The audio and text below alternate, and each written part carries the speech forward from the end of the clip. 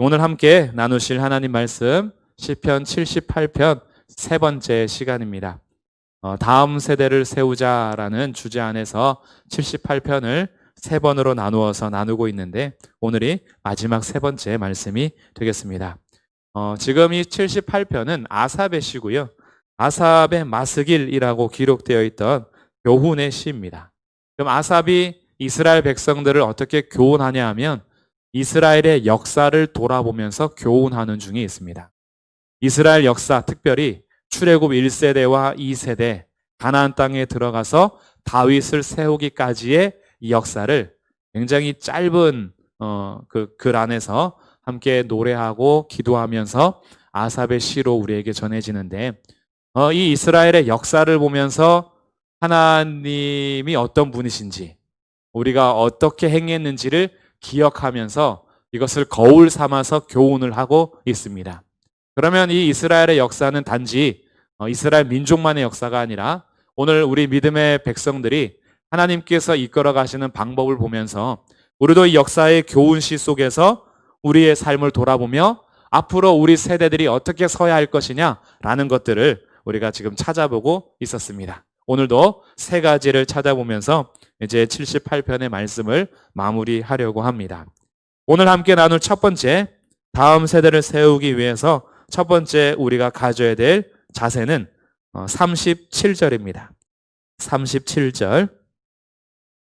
이는 하나님께 향하는 그들의 마음이 정함이 없으며 그의 언약에 성실하지 아니하였음이로다. 첫 번째 우리가 가져야 될 자세는 마음을 정하자라는 거예요. 마음을 정하라. 다른 표현으로 한다면 두 마음을 품지 말라. 이것을 또 다르게 표현한다면 언약에 성실하자. 이렇게 세 가지로 표현할 수 있겠습니다. 같은 말이에요. 마음을 정하자.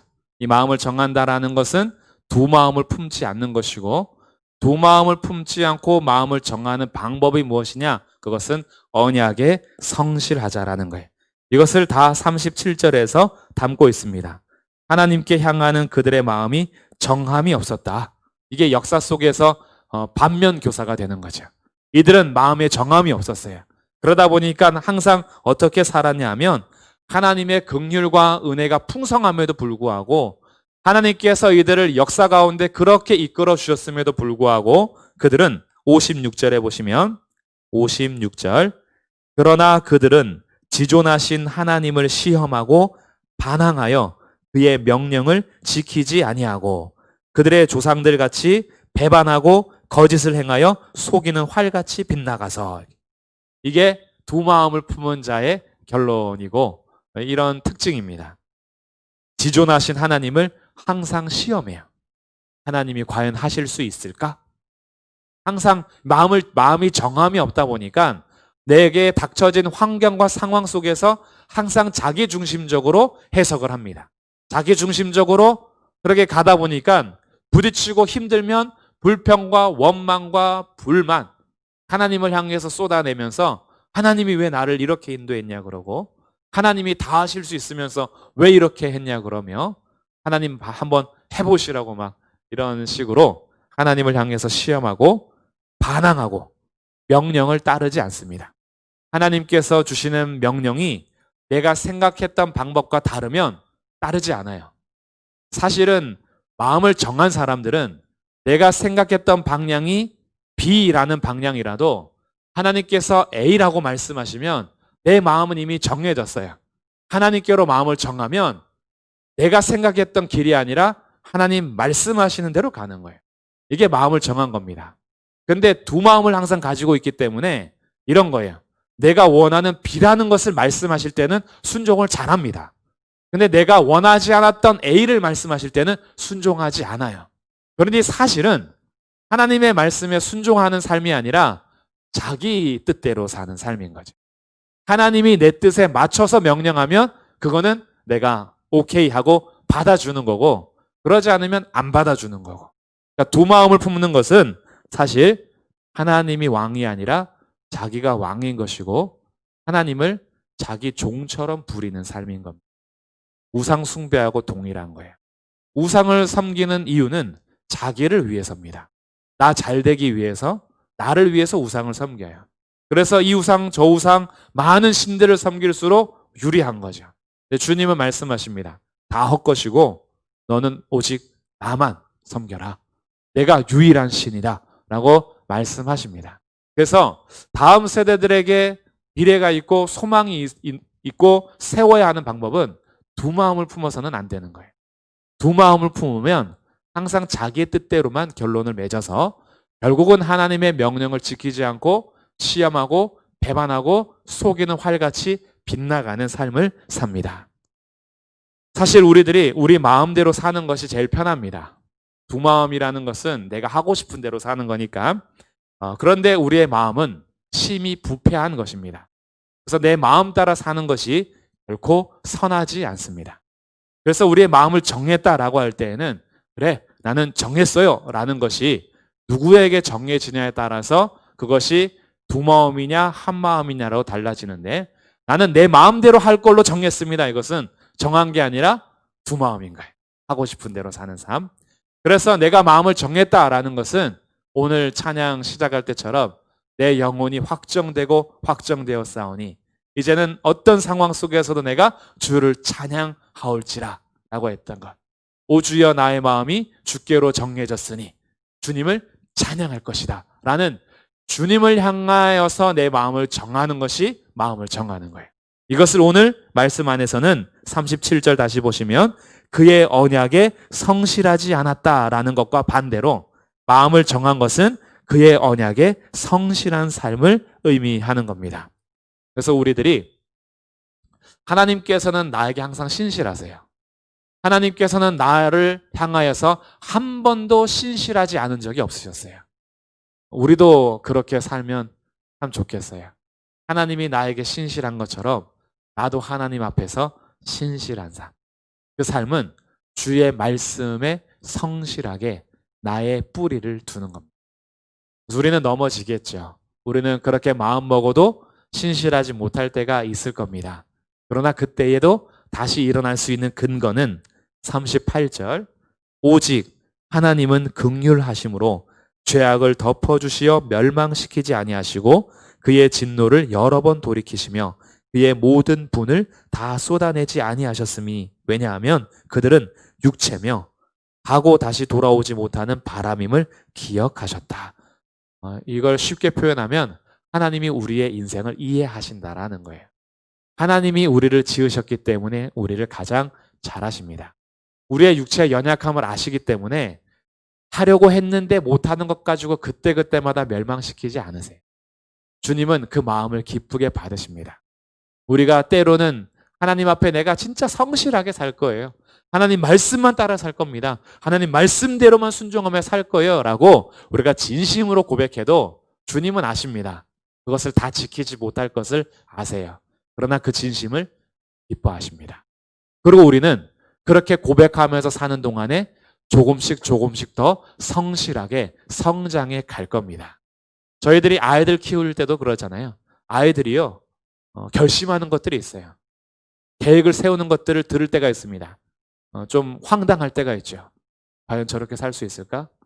예를 들어서 자기는 이제 살찌니까 그리고 이빨이 썩으니까 탄산음료를 평생 안 마시겠대요. 그 얘기를 딱 들으면 그래 라고 하면서 속으로 다 못 지킬 건 알지만 그래도 그 결심한 것들을 이쁘게 받는 겁니다. 자기는 이제 한 번도 놀지 않고 방학 동안에 나는 한 번도 놀지 않고 공부만 할 거라고 계획을 세웠어요. 그래 너가 그러지 못할 건 알지만 그러나 우리가 그렇다라고 해서 야 지키지 못할 거 말이야 하면서 혼내기보다는 그 마음을 그냥 받아주는 거죠. 하나님께서 우리를 아시는데 우리들도 순수하게 정말 순전한 마음으로 하나님 제가 마음을 정했어요. 하나님만 섬길 거예요. 베드로가 예수님 앞에 고백하잖아요.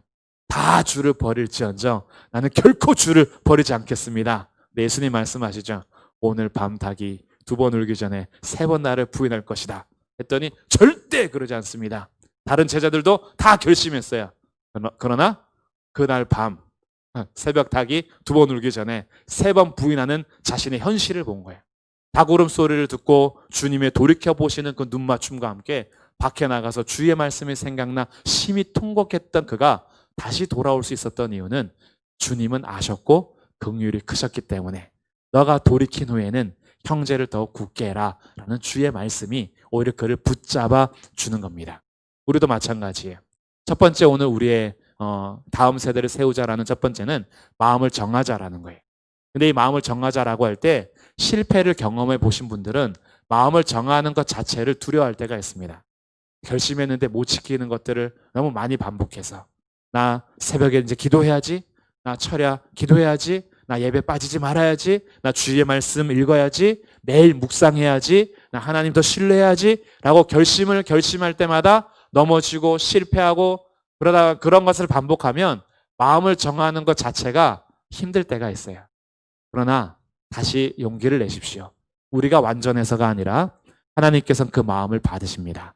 그리고 그 마음을 계속 정하여서 계속 걸어가다 보면 넘어지는 횟수가 점점 줄어들 수도 있어요. 우리는 완전하지 않습니다. 주님의 긍휼이 우리를 감싸주십니다.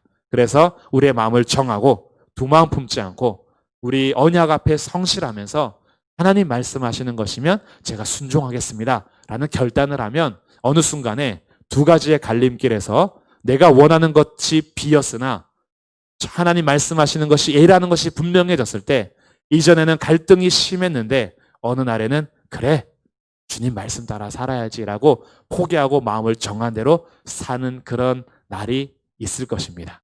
그래서 오늘은 다음 세대들 함께 세울 때 마음을 정하는 그런 삶이 첫 번째 말씀입니다. 두 번째는 42절 말씀입니다. 42절. 그들이 그의 권능의 손을 기억하지 아니하며 대적에게서 그들을 구원하신 날도 기억하지 아니하였도다. 다 반대로 하시면 돼요. 이 역사를 보면서 우리가 배워야 될 것은 그들이 기억하지 않았으니까 우리는 기억하면 되는데 무엇을 기억하냐 하면 주의 권능의 손을 기억하라. 주의 구원을 기억하라. 그래서 하나님의 권능의 손을 기억하는 삶. 이것이 다음 세대를 세우는 오늘 두 번째 말씀입니다. 하나님의 손을 기억하라는 것은 하나님의 일하심을 잊지 말라 하는 것이고 하나님의 일하심을 잊지 말라는 말은 하나님을 잊지 말라는 거예요. 사실은 하나님의 어떤 능력이나 힘만이 아니라 그 능력과 힘을 베푸시는 하나님이 누군지 잊어버리지 마라. 근데 이스라엘 백성들은요 항상 잊어버렸어요. 그 권능의 손을 기억하지 않고 구원하신 날도 기억하지 않았습니다. 하나님이 어떻게 하셨는데 43절부터 말씀이 하나님께서 애굽에서 이스라엘 백성들을 이끌어내실 때 어떻게 하셨는지를 요약하고 있는데 10가지 재앙 중에서 7가지를 소개하고 있어요. 그것이 44절에 피로 변했다. 45절에 쇠파리 떼를 보내시고 이 파리 재앙, 개구리 보내시는 것, 46절에 황충이 보내시는 것, 47절 우박을 보내시는 것, 50절에는 전염병으로, 51절에는 장자의 죽음, 처음 난 것들의 죽음까지 하나님께서 그 강한 손을 펴셔서 애굽에서 이스라엘 백성들을 이끌어내셨어요. 그래도 그들은 잊어버렸다라는 거예요. 하나님의 권능의 손을 잊어버리고 하나님의 구원하신 날도 기억하지 않았다. 이렇게 하나님의 재앙하는 권능의 손이 심판과 재앙만 일어나는 것이 아니라 52절 그러나 자기 백성은 양같이 인도하여 내시고 광야에서 양떼같이 지도하셨도다. 그들을 안전히 인도하셨다. 홍해도 건너게 하시는 너희는 가만히 있어 주가 행하신 일을 보라. 주님께서 모세를 통하여서 지팡이를 내밀어라. 밤새도록 큰 광풍, 동풍이 몰아와서 그 바다를 쫙 갈라지게 하고 그 길로 인도하시는 주님. 주님의 손은 심판하시는 손만이 아니라 이 공의를 베푸시면서 불의한 자들에게 심판을 베푸시지만 자기 백성은 양같이 인도하시는 손인 거예요. 그 손을 기억하라는 겁니다.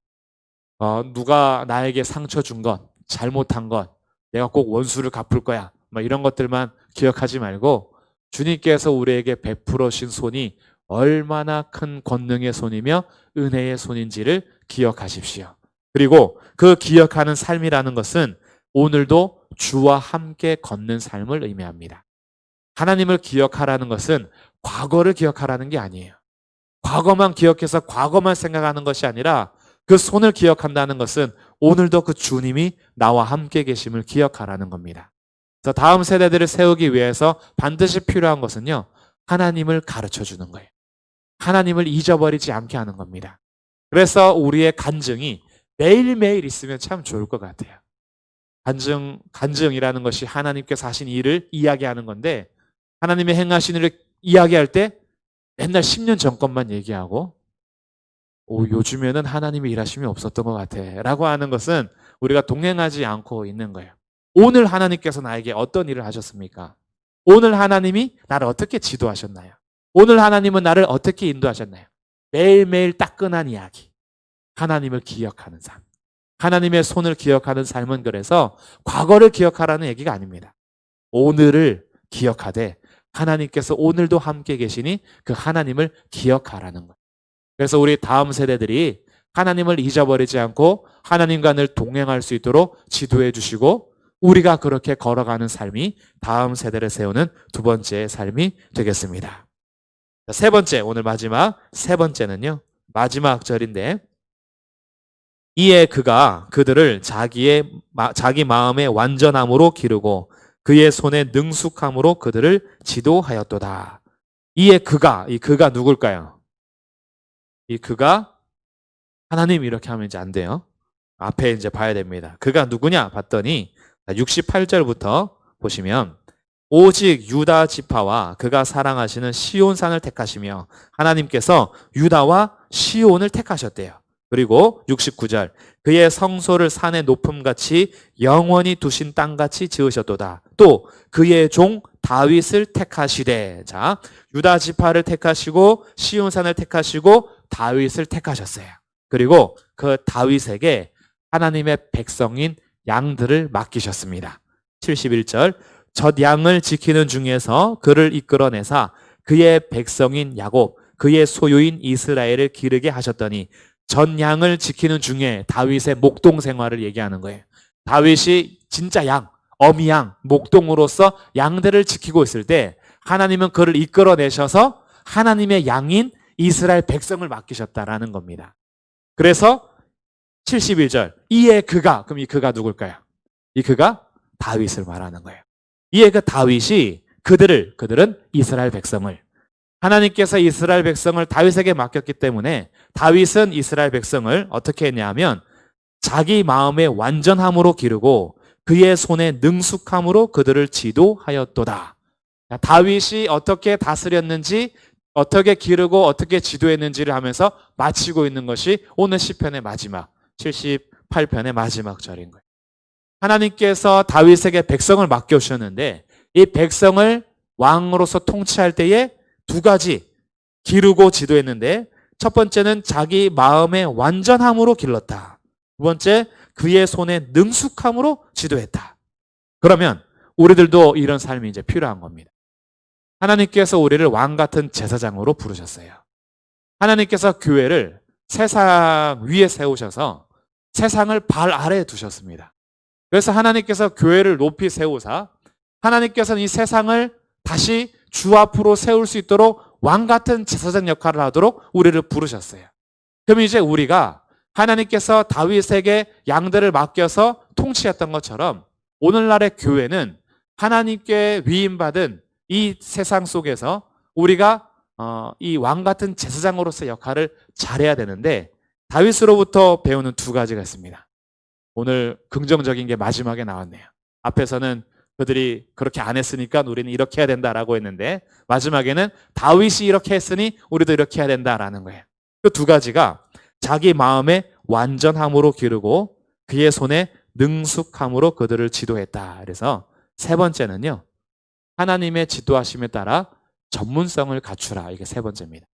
다음 세대를 세우는 마지막 9번째이면서 오늘 세 번째는 각자 삶의 자리에서 전문성을 갖춰라. 이것이 다음 세대를 세우는 이제 마지막인데 그럼 이게 무슨 의미인지 알면 더 좋겠죠.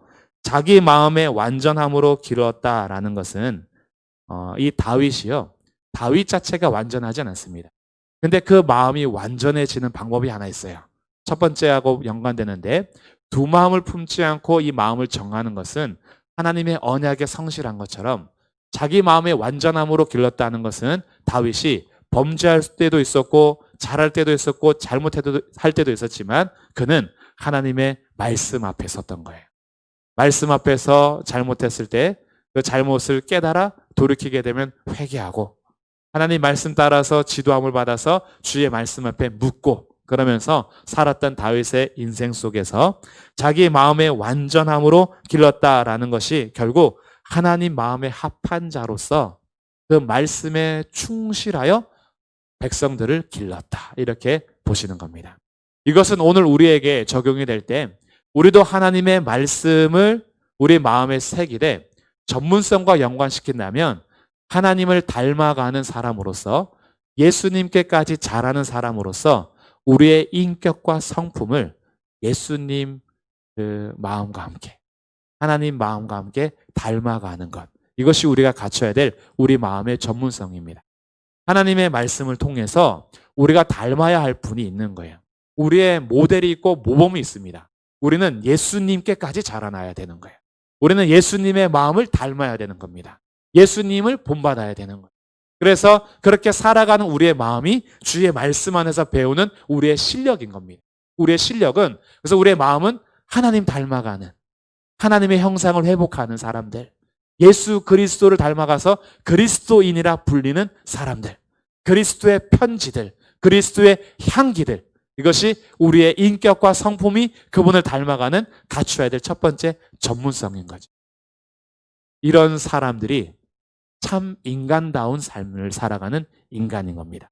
참 사람다운 사람은 하나님의 형상을 닮은 사람들인 거예요. 그래서 이것을 갖추십시오. 오늘날 내면보다는 외적인 것에 중요시 여기며 우리의 전문성이 어떤 속보다는 겉으로만 더 강조되는 시대에 하나님은 우리의 중심을 보시는 분으로 우리가 먼저 이런 마음을 갖추기를 원하십니다. 그래서 우리의 마음을 그냥 가는 대로 두지 말고 우리의 마음을 하나님 말씀 안에서 예수님 닮아가도록 사십시오. 예수님처럼 살아가는 삶. 그렇게 살기 위해서 나의 죄를 자꾸 벗어버리고 주의 말씀을 따라서 살아가는 성령 충만한 삶. 그렇게 되는 것이 우리의 마음의 완전함으로 그리고 이제 기르는 거죠. 그렇게 할 때에 이것이 계속 선한 영향력으로 흘러가는 겁니다. 그래서 먼저 부모님들이, 선생님들이, 지도자들이 예수님을 닮아가서 우리 다음 세대들, 자녀 세대들에게 이런 것들을 계속 보여줄 수 있고 그 마음을 계속 나눌 수 있는 그런 삶이 첫 번째 우리의 전문성, 실력이 되겠고요. 두 번째는 그의 손에 능숙함으로 그들을 지도했다. 그 손에 능숙함이라는 것은 그 왕으로서의 기술과 지혜가 있었다라는 거예요. 그러니까 우리도 마찬가지입니다. 하나님께서 맡겨오신 세상의 영역에서 주님의 백성으로서 우리는 각자의 영역에서 실력을 갖춰야 돼요. 전문성을 기르는 겁니다.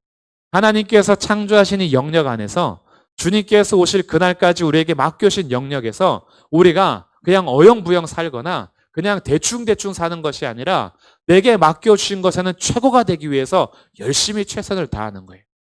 두려움이 없어도 여름에 정말 자기의 먹을 것을 모으는 개미에게서 배워라.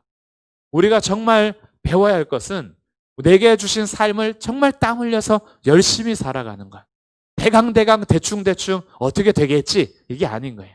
우리의 인격은, 우리의 성품은 예수님 닮아가면서 마음을 잘 갖추되 우리의 실력과 기술도 갖춰가야 합니다. 성막을 지을 때에도 기술자들인 부살렐과 오홀리압에게 맡겼어요. 그들이 전문가였으니까.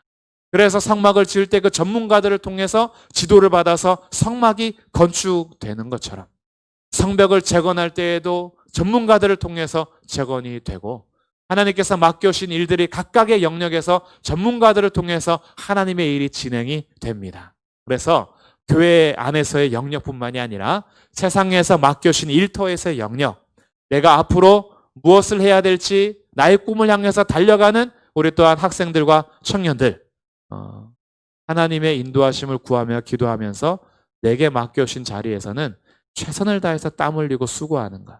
그래서 주님께서 맡겨오신 그 자리에서 정말 내 역할을 충실히 해내는 것. 이것이 우리가 갖춰야 될 실력이고 전문성인 겁니다. 그 손에 능숙함으로 그들을 지도하였도다. 그래서 하나님께 지혜를 구하십시오. 내가 있는 곳에서 정말 열심히 최선을 다해서 그곳에서 선한 영향을 끼칠 때 감사합니다. 이렇게 수고해 주시고, 아니 어떻게 이렇게 잘하시고 전문가세요? 라고 하면 우리는 한마디 하는 거죠. 예수님 때문입니다. 주님이 우리에게 주신 지혜 때문에. 주님이 아니면 아무것도 아닙니다.